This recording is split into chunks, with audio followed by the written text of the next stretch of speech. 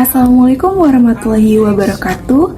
Perkenalkan, saya Wulandari Destuti dengan NIM 1232916 dari Program Studi Sains Atmosfer dan Keplanetan Institut Teknologi Sumatera. Di sini saya akan mempresentasikan tugas ujian akhir semester mata kuliah Analisis Data Cuaca dan Iklim kelas RB. Berikut pemaparannya. Indonesia memiliki variabilitas curah hujan yang tinggi akibat pengaruh interaksi kompleks antara sistem atmosfer dan laut. Fenomena iklim global seperti El Niño Shortened Oscillation atau ENSO dan Indian Ocean Dipole atau IOD dikenal berperan besar dalam mengubah distribusi curah hujan di wilayah Indonesia, baik secara spasial maupun temporal. Selain itu, dinamika monsun Asia Australia turut memberikan kontribusi signifikan terhadap perubahan musim hujan dan kemarau sehingga pola curah hujan menjadi semakin kompleks untuk dianalisis. Penggunaan metode statistik modern seperti Principal Component Analysis atau PCA dan pendekatan machine learning seperti Random Forest memberikan peluang untuk memahami pola variabilitas sekaligus membangun model prediktif terhadap kejadian curah hujan ekstrim. Analisis ini dilakukan dengan bertujuan agar dapat yang pertama mengidentifikasi pola dominan curah hujan menggunakan PCA, yang kedua menganalisis keterkaitan antara PC hasil PCA dengan indeks iklim global, yang ketiga mengelompokkan fase aktivitas matahari menggunakan metode clustering, dan yang keempat membangun dan mengevaluasi model prediksi curah hujan ekstrim menggunakan Random Forest. Dalam analisis ini mengintegrasikan beberapa jenis data multidimensi di mana ada data curah hujan yaitu menggunakan dataset CHIRPS 2.0 dengan resolusi 0,05 derajat untuk periode 1981 sampai 2020 dalam format NCDF. Selanjutnya ada indeks iklim global yaitu untuk analisis korelasi menggunakan indeks Dino 3.4 dan PDO index yang bersumber dari 0 PSL. Selanjutnya ada data aktivitas matahari, data berupa sunspot number dan indeks DST dengan resolusi hourly yang diperoleh dari NASA OmniWeb. Dan yang terakhir adalah data prediktif yang sebagai input model machine learning yang diekstraksi dari skor PC1 hingga PC5 dari hasil PCS sebagai prediktor, serta nilai curah hujan ekstrim dengan persentil 80% sebagai targetnya. Pada tahapan analisis, yang pertama analisis spasial PCA, proses dimulai dengan mengunduh dan melakukan cropping data CHIRPS sesuai wilayah, Sulawesi berdasarkan NIM saya, kemudian dilakukan analisis PCA di mana setiap grid dianggap sebagai variabel spasial. Jumlah PC yang dipilih ditentukan melalui script test sebelum akhirnya dilakukan visualisasi loading dan interpretasi fisik. Selanjutnya, dalam analisis korelasi, alurnya dimulai dengan justifikasi pemilihan indeks iklim, dilanjutkan dengan perhitungan korelasi persen antara skor PC dengan indeks tersebut. Hasilnya ditampilkan dalam bentuk time series dan scatter plot untuk melihat implikasi fisiknya terhadap hujan. Selanjutnya, analisis clustering. Data aktivitas matahari diolah terlebih dahulu untuk mendapatkan statistik deskriptif dan dilakukan preprocessing harian. Di sini menggunakan dua metode yaitu K-means dan hierarchical clustering dengan optimasi jumlah kelompok menggunakan Elbow method dan silhouette score. Dan yang terakhir adalah machine learning. Tahapan dimulai dengan ekstraksi fitur dan penentuan ambang batas ekstrim. Data dibagi menjadi train dan test untuk membangun model random forest regressor. Terakhir, model dievaluasi menggunakan RMSE dan R quadrat score serta divisualisasikan untuk melihat performa prediksinya. Wilayah yang saya gunakan adalah Pulau Sulawesi, yang secara geografis terletak di zona transisi antara massa udara Asia dan massa udara Australia. Detail spasial dari plot ini menunjukkan hasil pemotongan atau cropping data CHIRPS dengan resolusi tinggi 0,05 derajat. Nah, resolusi ini sangat krusial karena mampu menangkap detail di area-area sulit terjangkau serta jajaran pegunungan tinggi yang memisahkan wilayah pesisir secara tajam. Secara fisik, geometri wilayah Sulawesi yang unik ini menyebabkannya memiliki varietas iklim paling heterogen di Indonesia. Interaksi antara angin monsun dan proses orografis lokal menciptakan pola curah hujan yang berbeda secara drastis di setiap semenanjungnya. Batas area ini mencakup 3 zona pola curah hujan utama, yaitu pola monsunal di bagian selatan, pola equatorial di bagian utara, dan pola lokal yang dominan di wilayah Teluk Tomini serta pegunungan tengah. Dari screenshot ini terlihat adanya penurunan nilai eigenvalue yang sangat tajam pada komponen pertama atau PC1 dibandingkan dengan komponen-komponen berikutnya. Secara fisis, dominasi PC1 yang sangat tinggi ini mengindikasikan adanya satu mekanisme penggerak atmosfer berskala besar yang sangat kuat, yakni sirkulasi monsun, yang mengatur pola basah dan kering secara seragam di sebagian besar wilayah Sulawesi. Penentuan jumlah PC dalam analisis ini mengikuti kriteria Skrites, yaitu dengan mengidentifikasi titik transisi atau siku pada grafik. Dalam analisis ini, penggunaan PC1 hingga PC2 sebenarnya sudah cukup untuk menangkap lebih dari 70-80% total variabilitas curah hujan yang mencakup siklus tahunan serta sinyal variabilitas antara tahunan seperti ENSO. Namun, untuk kebutuhan pemodelan machine learning nantinya akan diekstraksi hingga PC5 agar detail geografi lokal tetap tertangkap oleh model. Peta ini menunjukkan nilai loading positif yang seragam di seluruh Pulau Sulawesi, mengindikasikan adanya penggerak atmosfer tunggal yang berskala masif. Fenomena utama yang mendasari pola ini adalah monsun Asia Australia, di mana massa udara lembab menyelimuti seluruh pulau secara simultan. Grafik menunjukkan siklus tahunan yang kuat dan teratur dengan puncak positif pada bulan DJF ketika fase aktif monsun barat, dan PC1 secara konsisten menangkap sinyal fenomena global seperti El Nino dan PIOD.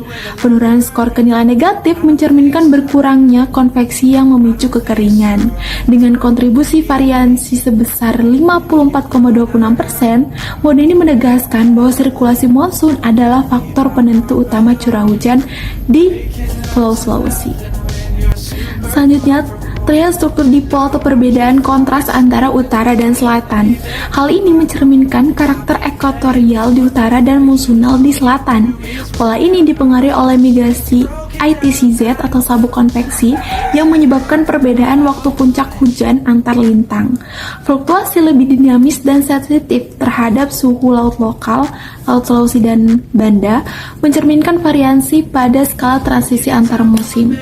Model ini menjelaskan 13,06% variansi yang memisahkan pola hujan lokal dari sirkulasi utama. Selanjutnya pada EF3 itu menjelaskan variansi sisa sebesar 6,96% yang berfokus pada fitur curah hujan skala meso dan lokal. Pola ini dinominasi oleh pengaruh orografis akibat pegunungan tinggi di tengah Sulawesi yang menciptakan area bayang-bayang hujan atau rain shadow. Nah, grafik menunjukkan pola yang jauh lebih acak atau noisy, mencerminkan gangguan atmosfer jangka pendek dan aktivitas konvektif harian. Dinamika ini seringkali tidak berhubungan langsung dengan siklus besar di Samudra Pasifik, melainkan hasil interaksi darat laut di sekitar semenanjung. Meskipun variansinya kecil, EF3 sangat krusial untuk menangkap variabilitas ekstrim lokal guna membentuk profil klaster curah hujan yang lebih presisi. Selanjutnya, saya memilih indeks Nino 3.4, TENSO, dan Pacific Decadal Oscillation atau PDO sebagai variabel pembanding. Nino 3.4 dipilih karena ENSO adalah penggerak utama anomali atmosfer antar tahunan di benua maritim.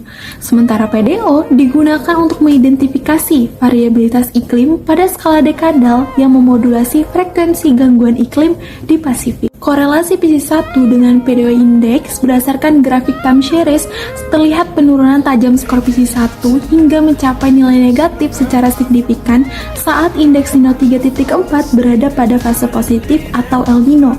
Secara fisis, kenaikan suhu laut di Pasifik Tengah memindahkan pusat pertumbuhan awan menjauhi Indonesia, sehingga massa udara di Sulawesi cenderung turun dan menghambat pembentukan hujan. Grafik scatter plot memperkuat hasil ini dengan pola korelasi negatif yang tegas sebesar minus 0,510. Implikasinya, kondisi El Nino berisiko memicu defisit air yang parah dan keterlambatan awal musim hujan di wilayah Sulawesi. Korelasi PC2 dengan PDO Index, grafik time series menunjukkan korelasi negatif sebesar minus 0,172. Meski tergolong moderat, hubungan ini signifikan secara statistik. Fase PDO positif mengubah suhu laut lokal dan menggeser massa udara lembab sehingga menciptakan perbedaan intensitas hujan yang kontras antara wilayah utara dan selatan Sulawesi. Fenomena ini menyebabkan distribusi hujan tidak merata di berbagai semenanjung. Saat wilayah lain kering, area pegunungan mungkin tetap hujan akibat faktor orografis. Skor PSI 2 sangat krusial untuk memantau pergeseran hujan lokal dan risiko bencana di area rentan yang seringkali luput dari pantauan sinyal global utama. Korelasi PSI 3 dengan PDO Index. Grafik time series PSI 3 menunjukkan pola yang jauh lebih acak dibanding PSI sebelumnya. Dinamika ini mencerminkan gangguan atmosfer jangka pendek seperti konveksi harian yang tidak berhubungan langsung dengan siklus besar di Samudra Pasifik. Pada scatter plot terlihat sebaran titik data yang sangat acak dan tidak membentuk pola garis yang tegas. Nilai korelasinya sangat lemah yang membuktikan bahwa indeks PDO memiliki pengaruh yang sangat kecil terhadap PSI 3. Hujan pada mode ini lebih didominasi oleh faktor topografi dan interaksi darat laut di sekitar semenanjung Sulawesi, di mana artinya wilayah tertentu tetap bisa mengalami hujan lebat akibat faktor orografis meskipun secara regional sedang terjadi musim kering atau El Nino. Selanjutnya korelasi PSI 1 dengan Nino 3.4. Berdasarkan grafik time series, terlihat penurunan tajam skor PSI 1 hingga mencapai nilai negatif secara signifikan saat indeks Nino 3.4 berada pada fase positif atau El Nino. Secara fisik, kenaikan suhu laut di Pasifik Tengah memindahkan pusat pertumbuhan awan menjauhi Indonesia, sehingga massa udara di Sulawesi cenderung turun dan menghambat pembentukan hujan. Grafik scatter plot memperkuat hasil ini dengan pola korelasi negatif yang sebesar minus 0,510. Implikasinya, kondisi El Nino berisiko memicu defisit air yang parah dan keterlambatan awal musim hujan di wilayah Sulawesi. Selanjutnya, korelasi PSI 2 dengan Nino 3.4. PSI 2 menunjukkan fluktuasi kompleks dengan korelasi negatif yang lebih lemah, sekitar minus 0,237, menandakan pengaruh ENSO tidak sedominan pada mode utama. Pola ini lebih dipengaruhi faktor lokal seperti suhu laut sekitar dan topografi dibandingkan sinyal Pasifik Tengah. Dampaknya adalah terjadi ketidakseimbangan distribusi hujan meskipun El Nino menyebabkan kering secara umum. Wilayah tertentu seperti pegunungan mungkin tetap mendapatkan hujan. Jadi, pemantauan PSI 2 sangat krusial untuk mendeteksi perubahan hujan subregional yang sering terabaikan oleh indeks global. Korelasi PSI 3 dengan Nino 3.4. Grafik time series PSI 3 menunjukkan fluktuasi yang sangat acak karena merepresentasikan variabilitas hujan skala lokal. Dinamika ini seringkali tidak sinkron dengan siklus besar ENSO di Samudra Pasifik. Pada scatter plot, sebaran titik data sangat menyebar dan tidak membentuk pola garis yang jelas. Hal ini membuktikan bahwa pengaruh indeks Nino 3.4 sangat lemah terhadap PSI 3. Secara fisik, curah hujan pada mode ini lebih didominasi oleh faktor orografis atau interaksi angin dengan pegunungan Sulawesi dibandingkan dengan sinyal global. Skor PSI 3 tetap berfluktuasi mandiri meski sedang terjadi fenomena El Nino.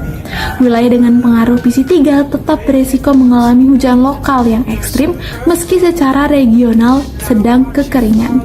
Oleh karena itu, pemantauan PSI 3 sangat penting untuk mendeteksi potensi bencana skala mikro seperti banjir bandang lokal. Daily Min, Sunspot Number, dan DST. Plot dari waktu dari tahun 1996 hingga 2019 menyajikan profil dua siklus matahari utama, yaitu siklus 23 dan siklus 24. Puncak aktivitas siklus 23 terlihat sangat tinggi pada tahun 2000 sampai 2002 dengan skor di atas 200. Sedangkan siklus 24 memuncak pada 2014 dengan amplitudo yang jauh lebih rendah.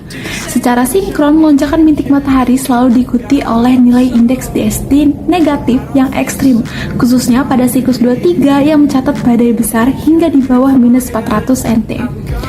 Data juga menangkap fase minimum panjang pada transisi antar siklus pada tahun 2008 sampai 2009 dan 2019 sampai 2020, di mana jumlah bintik matahari mencapai 0 dan fluktuasi indeks DST sangat minim serta stabil.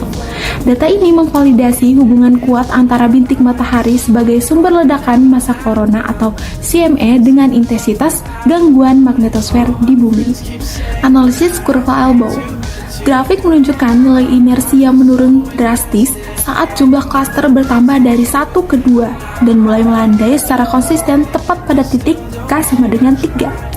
Titik ini menandakan bahwa pembagian menjadi 3 kelompok adalah pilihan paling optimal, di mana penambahan klaster setelahnya tidak lagi memberikan pengurangan variasi yang signifikan.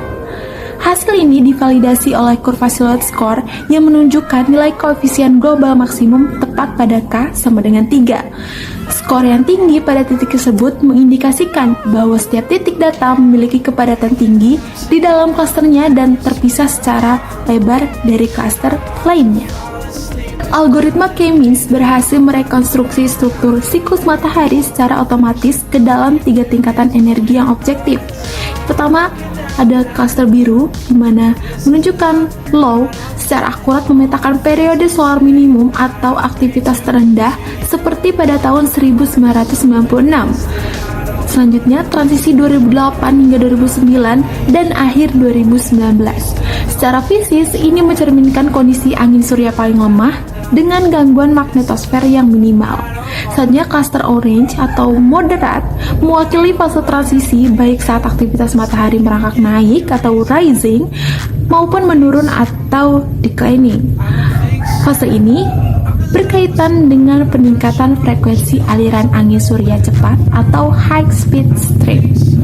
Selanjutnya ada cluster merah atau high memetakan fase solar maksimum dengan intensitas sunspot number tertinggi. Terlihat perbedaan kontras di mana puncak siklus 23 jauh lebih padat dan tinggi dibandingkan siklus 24 yang dikenal sebagai mini solar maksimum. Kemunculan cluster merah menandakan masa paling aktif di fotosfer dengan probabilitas emisi massa koron atau CME tertinggi yang berdapat langsung pada badai geomagnetik di bumi. Hierarchical clustering. Metode hierarchical clustering berhasil mengkelompokkan aktivitas bintik matahari secara otomatis ke dalam 3 kategori intensitas. Low, yaitu ditandai dengan warna biru untuk bintik matahari rendah kurang dari 30, lalu ada moderat, orange, untuk aktivitas menengah 30-115, dan high itu ditandai dengan warna merah untuk aktivitas tinggi di atas 115.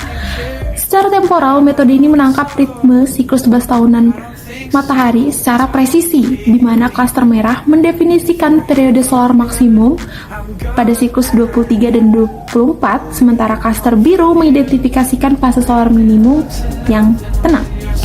Analisis ini mengonfirmasi adanya degradasi intensitas puncak, di mana klaster merah pada siklus 23 mencapai angka di atas 350, jauh lebih tinggi dan padat dibandingkan puncak siklus 24. Dasar pembagian ini divalidasi oleh struktur dendrogram yang menunjukkan jarak eklidean antara klaster utama mencapai nilai signifikan sekitar 12. Tingginya garis vertikal pada percabangan atas dendrogram membuktikan bahwa ketiga klaster memiliki karakteristik yang sangat kontras dan segmentasi ini memiliki fondasi statistik yang kuat. Integrasi metode ini efektif untuk mengubah data deret waktu yang fluktuatif menjadi kategori status fungsional untuk mitigasi gangguan satelit di bumi. Memasuki feature importance dalam random forest. Grafik menunjukkan PG1 sebagai fitur paling menentukan dengan bobot di atas 0,8. Ini membuktikan bahwa hujan ekstrim di Pulau Sulawesi dikontrol secara dominan oleh sirkulasi monsun dan sinyal iklim global. Meskipun kecil, fitur PC lainnya tetap berperan penting dalam menangkap variasi hujan skala lokal dan pengaruh topografi yang tidak terwakili oleh PC1. Melalui pembuatan fitur yang optimal ini, model mampu mencapai nilai R kuadrat sama dengan 0,93 yang menandakan kemampuan prediksi yang sangat tinggi. Kombinasi PC1 sebagai penggerak utama dan PC2 sampai PC5 sebagai pelengkap detail geografi menjadikan model ini sangat akurat dalam mendeteksi pemicu bencana hidrometeorologi. Visualisasi prediksi curah hujan ekstrim. Grafik menunjukkan bahwa model mampu memprediksi kejadian hujan ekstrim dengan sangat akurat, divalidasi oleh nilai R kuadrat yang mencapai 0,93 pada data testing. Perhatikan simbol X merah atau prediksi tes yang berhimpitan sangat dekat dengan titik hitam atau aktual ekstrim yang menunjukkan bahwa model sangat presisi dalam menangkap intensitas hujan di atas threshold. atau dengan persentil 80%. Kemampuan model dalam mengikuti pola data tren titik hijau maupun data tes tanda silang merah menunjukkan bahwa model tidak mengalami overfitting dan sangat bagus untuk data baru. Model berhasil menangkap puncak-puncak hujan ekstrim tertinggi seperti yang terjadi pada tahun 2017 yang merupakan informasi krusial untuk manajemen resiko bencana.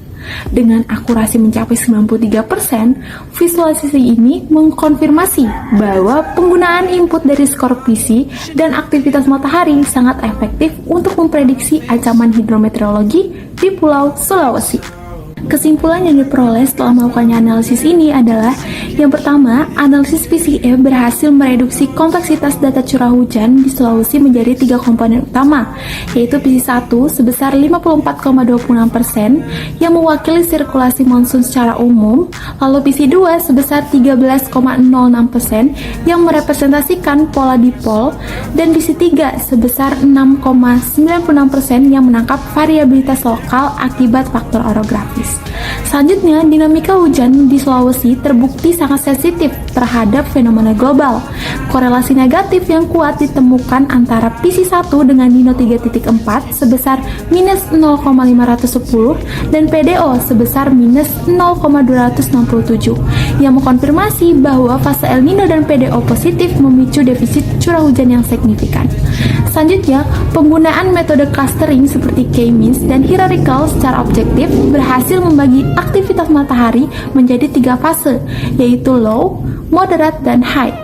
Analisis ini mengkonfirmasi adanya degradasi intensitas pada siklus 24 dibandingkan siklus 23. Dan yang terakhir, model machine learning random forest menunjukkan performa yang sangat luar biasa dengan nilai R kuadrat mencapai 0,93. Hal ini membuktikan bahwa integrasi parameter aktivitas matahari dan skor PC sebagai prediktor mampu memodelkan kejadian hujan ekstrim di Sulawesi dengan akurasi sangat tinggi. Itu dia pemaparan dari hasil pengerjaan tugas akhir semester mata kuliah analisis data cuaca dan iklim kelas RB dari saya. Kurang lebihnya mohon maaf. Saya akhiri. Wassalamualaikum warahmatullahi wabarakatuh.